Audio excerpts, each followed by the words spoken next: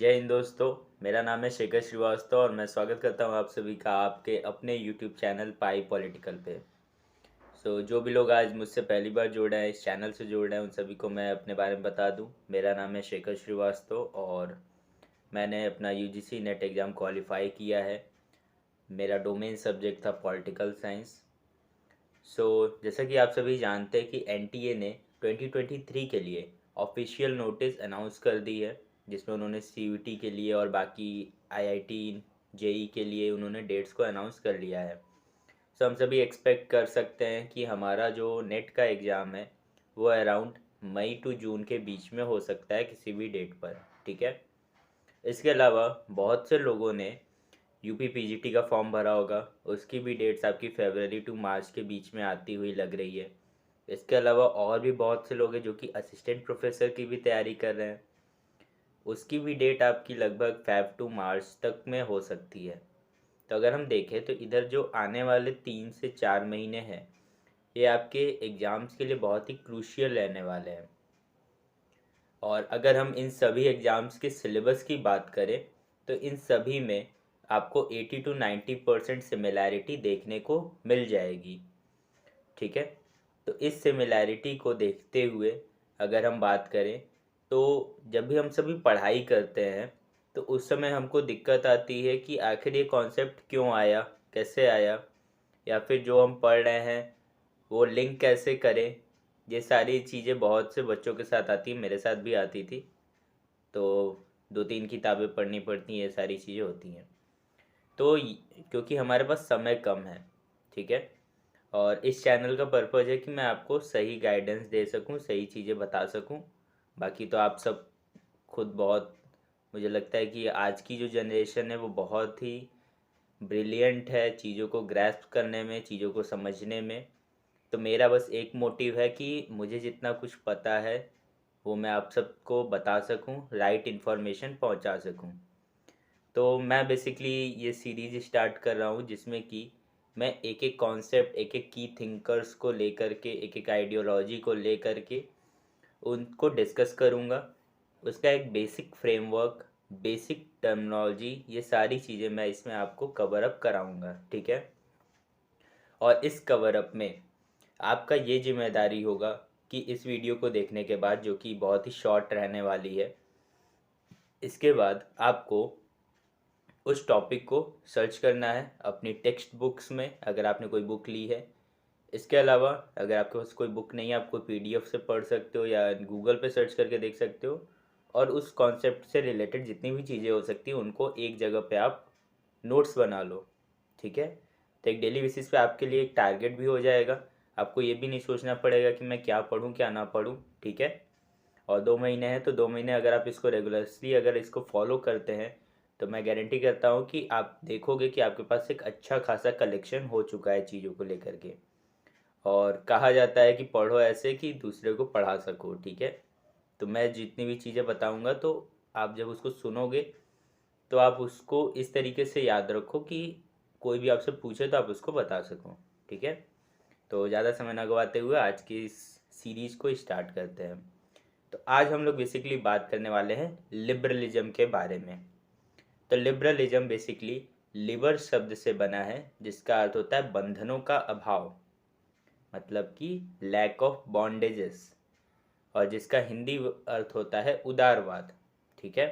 तो liberalism means बंधनों का अभाव। लिबरलिज्म का जनक माना जाता है जॉन लॉक को। ठीक है। जॉन लॉक को लिबरलिज्म का उदारवाद का जनक माना जाता है। तो अगर हम बात करें लिबरलिज्म की शुरुआत या फिर ये कितने शाखाओं में विभाजित है, तो बेसिकली ये 3 भागों में विभाजित है। पहला है आपका क्लासिकल, जिसे हम नकारात्मक उदारवाद भी कहते हैं। दूसरा आता है आपका आधुनिक, जिसे कि हम सकारात्मक उदारवाद के नाम से जानते हैं। और जो तीसरी आपकी उदारवाद की जो शाखा है वो समकालीन उदारवाद है, जिसकी 2 ब्रांचेस हैं। एक है आपका नियो लिबरलिज्म, नव उदारवाद, और दूसरा है इगैलिटेरियनिज्म मीन्स समतावाद। ठीक है। तो इन सभी के बारे में डिटेल से डिस्कस करेंगे। तो सबसे पहले आता है आपका क्लासिकल लिबरलिज्म, या नेगेटिव लिबरलिज्म मतलब कि शास्त्रीय उदारवाद या नकारात्मक उदारवाद। इसकी शुरुआत वैसे तो 16वीं शताब्दी में हो जाती है, बट इसका जो चरम रहता है वो 17वीं से लेकर के 18वीं सदी तक इसका प्रारंभ आपका प्रभुत्व रहता है। और ऐसा कहा जाता है कि इसकी शुरुआत अगर हम माने तो ये इंग्लैंड की गौरवपूर्ण क्रांति जो कि 1688 में हुई थी, वहाँ से इसकी शुरुआत मानी जाती है। और इस क्रांति का हम कह सकते हैं एक बाई प्रोडक्ट था आपका जॉन लॉक। ठीक है, तो जो आपके क्लासिकल लिबरलिज्म थे, जो नकारात्मक उदारवादी थे, उनकी एक मान्यता थी कि जो आपका राज्य होता है, स्टेट होता है, वो बेसिकली उसको व्यक्ति के स्वतंत्रता में अत्यधिक हस्तक्षेप नहीं करना चाहिए। जो आपके उदारवादी थे, जो आपके नकारात्मक उदारवादी थे, उनका मानना था कि राज्य क्या है, एक आवश्यक बुराई है, उसे व्यक्ति को अत्यधिक स्वतंत्रता देनी चाहिए और केवल उन बातों में, जैसे कि उसकी संपत्ति से रिलेटेड हो गया या उसकी जीवन से संबंधित उसकी सुरक्षा हो गई, केवल इन कार्यों को ही उसे करना चाहिए और बाकी समस्त कार्यों के लिए उसे व्यक्ति को स्वतंत्र छोड़ देना चाहिए। इसीलिए उदारवादियों को व्यक्तिवादी भी कहा जाता है कि वे व्यक्तिवाद की विचारधारा को मानने वालों में से एक हैं। ठीक है, और इसीलिए इसमें एक वर्ड यूज किया जाता है जिसे हम कहते हैं लेसिस फेयर। लेसिस फेयर जिसका अर्थ होता है कि मुक्त छोड़ दो, फ्री कर दो सारी चीज़ें। मतलब कि जितनी भी आपकी आर्थिक गतिविधियां हैं, कोई व्यक्ति कोई भी व्यापार करना चाहता है या कुछ भी करना चाहता है, वो कितना भी कमा सकता है, बट उस पर राज्य का नियंत्रण नहीं होना चाहिए। राज्य को कर नहीं लेना चाहिए, राज्य को किसी भी व्यक्ति को धन संचय से नहीं रोकना चाहिए। तो हम कह सकते हैं कि जो हमारा उदारवाद है, शास्त्रीय उदारवाद है या नकारात्मक उदारवाद है, ये बेसिकली पूंजीवाद की स्थापना या पूंजीवाद को सपोर्ट करता है। ठीक है, तो इसमें अगर हम बात करें कुछ महत्वपूर्ण थिंकर्स की, तो आपका जॉन लॉक हो जाता है। इसके अलावा रिकॉर्डो हो गया, आपका एडम स्मिथ हो गया, इसके अलावा माल्थस हो गया। ये सभी जितने भी थिंकर्स हैं, ये शास्त्रीय उदारवाद या नकारात्मक उदारवाद के पार्ट होते हैं। ठीक है, बट जब आपका 17वीं शताब्दी के बाद जब 18वीं या 19वीं शताब्दी आती है, तो उस समय धीरे धीरे इनके विरुद्ध विरोध स्टार्ट हो जाता है। और इसके बाद होता क्या है कि एक नई विचारधारा आती है जिसे हम कहते हैं सकारात्मक उदारवाद या फिर लोक कल्याणकारी उदारवाद। होता क्या है कि कार्ल मार्क्स का प्रभाव इस सदी में शुरू हो जाता है और इसके वजह से लोगों का मार्क्सवाद के प्रति ज़्यादा से ज़्यादा रुझान शुरू हो जाता है। तो नकारात्मक उदारवाद या शास्त्रीय उदारवाद में लोगों की कम होती हुई आस्था को बचा के रखने के लिए ये किया जाता है कि जो भी आपका उदारवाद की जो भी कमियां थीं, जैसे कि इसका नकारात्मक स्वरूप कि राज्य को एकदम हस्तक्षेप नहीं करना चाहिए, राज्य को जो भी मर रहा है उसको छोड़ देना चाहिए, गरीबों पे पैसा वेस्ट नहीं करना चाहिए, इन सारी नेगेटिव टर्म्स को सकारात्मक उदारवादियों ने सुधारने की कोशिश की। तो उन्होंने इससे के लिए वेलफेयर स्टेट का कॉन्सेप्ट लाया जिसे हम लोक कल्याणकारी कहते हैं। तो इसीलिए इसे सकारात्मक उदारवाद कहा जाता है, जिसने राज्य को कुछ मामलों में उसने कहा कि नहीं, राज्य को निर्धनों की सहायता भी करनी चाहिए और उसे लोगों के जीवन में बहुत ज़्यादा हस्तक्षेप भी नहीं करना चाहिए, लेकिन अपने लोक कल्याणकारी स्वरूप को बदलना भी नहीं चाहिए और एक बैलेंस बना करके चलना चाहिए। इसके अगर हम कहें सबसे महत्वपूर्ण जो एक प्रचारक थे वो थे आपके कीन्स, J.M. कीन्स। उन्होंने इसको ज़्यादा प्रभावित किया था। इस वजह से हम कह सकते हैं कि जो भी आपका सकारात्मक उदारवाद था वो नकारात्मक उदारवाद की कुछ अच्छाइयों को दूर करके उसने लोक कल्याणकारी राज्य की अवधारणा को शुरुआत किया, जिसमें आपके थॉमस पेन हो गए, जे.एस. मिल हो गए, हॉब हाउस हो गए, जी.डी.एच. कोल हो गए, ये सभी सकारात्मक उदारवाद के सपोर्टर थे। ठीक है, तो एक हो गया नकारात्मक उदारवाद या क्लासिकल उदारवाद, फिर दूसरा हो गया आपका सकारात्मक उदारवाद या फिर लोक कल्याणकारी उदारवाद।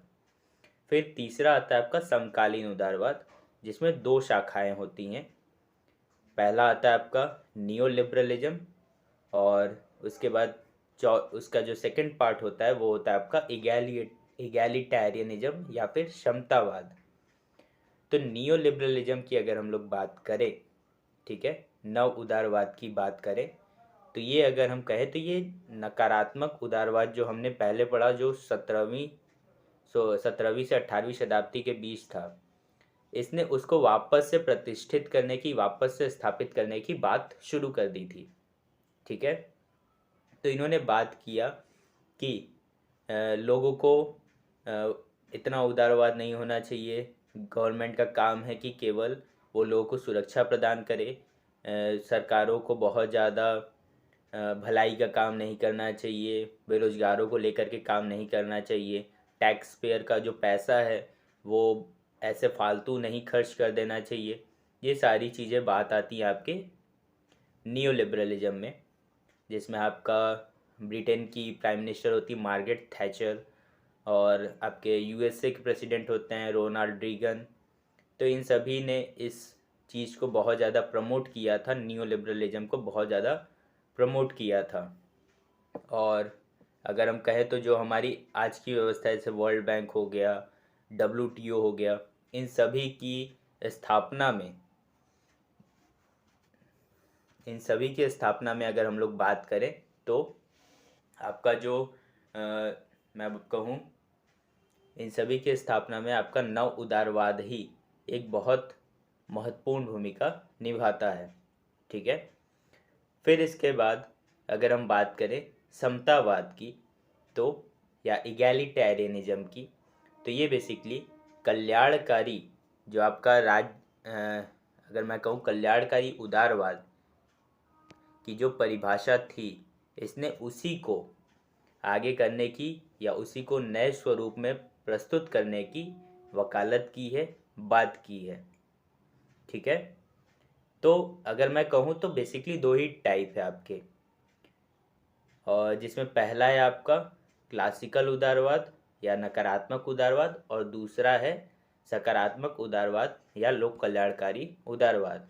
और इन्हीं दोनों की जो ब्रांचेस हैं, जो 20वीं सेंचुरी में, जो कि हमारा समकालीन काल है, उसी का एक सब पार्ट है। जैसे नकारात्मक का जो हमारा आज का रूप है उसे हम नियो लिबरलिज्म कहते हैं या फिर नव उदारवाद कहते हैं, और जो हमारा लोक कल्याणकारी उदारवाद का जो कॉन्सेप्ट था, उसी का एक सब पार्ट जो अभी में प्रचलित है, उसे हम इगैलिटेरियनिज्म या समतावाद कहते हैं।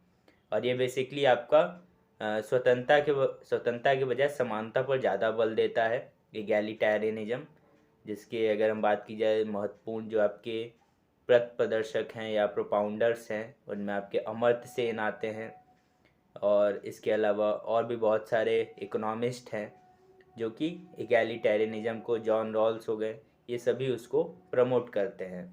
ठीक है, तो मुझे लगता है कि लिबरलिज्म का एक बेसिक स्ट्रक्चर आप लोग को क्लियर हुआ होगा।